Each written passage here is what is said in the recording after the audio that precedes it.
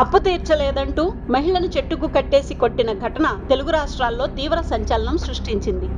దీనిపై వెంటనే స్పందించిన సీఎం చంద్రబాబు నిందితులను కఠినంగా శిక్షించాలని అధికారులను ఆదేశించారు. మరోవైపు బాధితురాలితో ఫోన్లో మాట్లాడిన చంద్రబాబు శిరీషను పరామర్శించారు. ఘటన వివరాలు అడిగి తెలుసుకున్నారు. భయం వద్దని భరోసా ఇచ్చారు. ఇటు ఇదే ఘటనపై ఏపీ హోంమంత్రి అనిత తీవ్రంగా స్పందించారు. వెంటనే బాధితురాలు శిరీషతో నేరుగా మాట్లాడిన అనిత నిందితులను కఠినంగా శిక్షిస్తామని హామీ ఇచ్చారు. అంతేకాకుండా ప్రభుత్వం అండగా ఉంటుందని ఆమెకు భరోసా ఇచ్చారు. మహిళను చెట్టుకు కట్టేసి కొట్టిన ఘటనపై మాజీ మంత్రి రోజా ధ్వజమెత్తారు. చంద్రబాబు ఇలాకాలోనే మహిళలకు రక్షణ కొరవైందని, అధికారం అండతో టీడీపీ నేతలు బరితెగిస్తున్నారని రోజా మండిపడ్డారు. ఖమ్మం జిల్లా పింజరమడుగులో దళిత మహిళపై అధికార కాంగ్రెస్ పార్టీ నాయకులు దాడికి పాల్పడ్డారు. కులం పేరుతో దూషించడమే కాకుండా వెంటాడి కర్రలతో చితకబాదారు.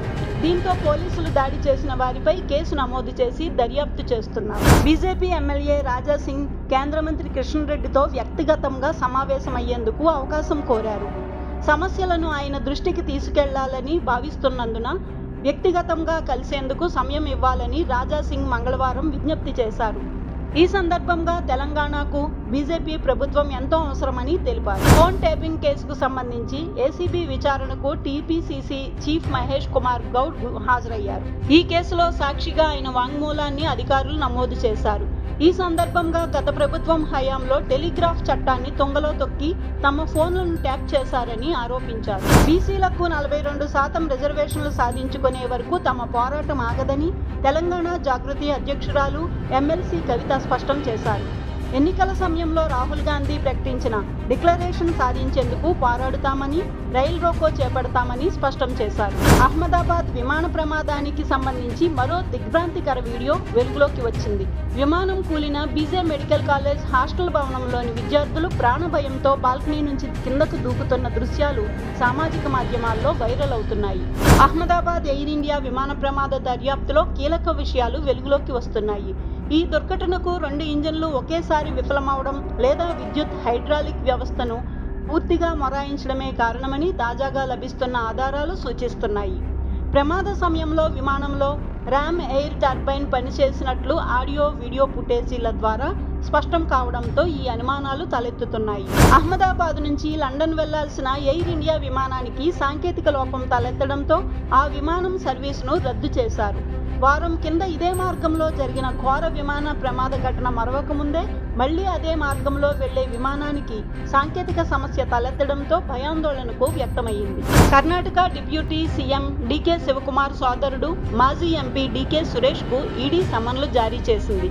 మనీ లాండరింగ్ కేసులో అరెస్ట్ అయిన ఐశ్వర్య గౌడ్ చెప్పిన ఆధారాలను బట్టి విచారణకు రావాలంటూ డీకే సురేష్ కు సమన్లు జారీ చేసింది. హనీమూన్ మర్డర్ కేసులో సోనం రఘువంశీతో పాటు ఇతర నిందితులతో పోలీసులు రాజా రఘువంశీ హత్య జరిగిన సీన్ రిక్రియేషన్ ను చేశారు. సోహ్రా ప్రాంతంలో ఈ ప్రక్రియను చేపట్టారు. ఈ కేసుకు సంబంధించి మరిన్ని వివరాలు రాబట్టేందుకు ప్రయత్నిస్తున్నామని మేఘాలయ డీజీపీ నాంగ్రాంగ్ తెలిపారు. ఇండియా కూటమి చాలా బలంగా ఉందని, చెక్కు చెదరకుండా ఉంటుందని సమాజ్వాదీ పార్టీ చీఫ్ అఖిలేష్ యాదవ్ అన్నారు. కూటమి నుంచి ఎవరైనా బయటకు వెళ్లాలనుకుంటే స్వేచ్ఛగా వెళ్లిపోవచ్చని, ఎవరూ ఆపబోరని అన్నారు. కూటమిలో కొనసాగుతూ బలహీనపరిచేలా వ్యాఖ్యలు చేయడం సరికాదని చెప్పారు. పశ్చిమాసియాలో ఇరాన్, ఇజ్రాయిల్ దేశాల మధ్య నెలకొన్న తీవ్ర ఉద్రిక్త పరిస్థితుల నేపథ్యంలో ఆయా దేశాలలో నివసిస్తున్న తెలంగాణ రాష్ట్రానికి చెందిన పౌరుల భద్రత, సంక్షేమం కోసం రాష్ట్ర ప్రభుత్వం తక్షణ చర్యలు చేపట్టింది. వారికి ఎలాంటి అత్యవసర సహాయం అవసరమైనా సంప్రదించేందుకు వీలుగా ఢిల్లీలోని తెలంగాణ భవన్లో ప్రత్యేక హెల్ప్ లైన్లను ఏర్పాటు చేసింది. టెస్ట్ క్రికెట్ చరిత్రలో ఒక నూతన అధ్యాయానికి ఐసీసీ శ్రీకారం చుట్టింది. సుదీర్ఘ ఫార్మాట్కు ఆదరణ పెంచే దిశగా, ముఖ్యంగా చిన్న దేశాలకు మరింత ప్రోత్సాహం అందించే లక్ష్యంతో టెస్ట్ ఫార్మాట్ను 4 రోజులకు కుదించింది. 2027-29 వరల్డ్ టెస్ట్ ఛాంపియన్షిప్ సైకిల్ నుంచి కొన్ని దేశాల మధ్య జరిగే టెస్ట్ మ్యాచ్లను 4 రోజులకు కుదించాలని ఐసీసీ భావిస్తోంది. హర్యానాలో దారుణ హత్యకు గురైన మోడల్ శీతల్ చౌదరి కేసులో సంచలన విషయాలు వెలుగులోకి వచ్చాయి. ప్రియుడు సునీల్ ఆమెను దారుణంగా హత్య చేసినట్లు పోలీసులు నిర్ధారించారు. తాము ప్రయాణిస్తున్న కారు నీటిలో పడిపోగా శీతల్ మునిగిపోయిందని, తాను మాత్రం ఈదుకుంటూ బయటపడ్డానని సునీల్ చెప్పాడు. అయితే తమ స్టైల్లో విచారణ చేయడంతో సునీల్ శీతల్ను తానే హత్య చేసినట్లు ఒప్పుకున్నాడు. Karnataka deputy CM DK Shivakumar అదుపు తప్పి కింద పడ్డారు. సైకిల్ దిగుతూ అకస్మాత్తుగా అక్కడే ఉన్న మెట్లపై పడ్డారు. ఈ ఘటనలో ఆయనకు ఎలాంటి ప్రమాదం జరగలేదు. సైకిల్కి మోటార్ ఉండడంతో దాన్ని అదుపు చేయలేకపోయినట్లు తెలుస్తోంది. ఉత్తరప్రదేశ్లోని నోయిడా ఎక్స్ప్రెస్ వేపై లవర్స్ బైక్పై వెళ్తూ రొమాన్స్లో మునిగి తేలారు. అదే సమయంలో అటుగా వెళ్తున్న ప్రయాణికుడు ఈ తతంగాన్నంతా వీడియో తీసి సోషల్ మీడియాలో పోస్ట్ చేశారు. అది వైరల్గా మారి నోయిడా ట్రాఫిక్ పోలీసుల వద్దకు చేరింది. దీంతో వారు చట్టపరంగా చర్యలు తీసుకున్నారు.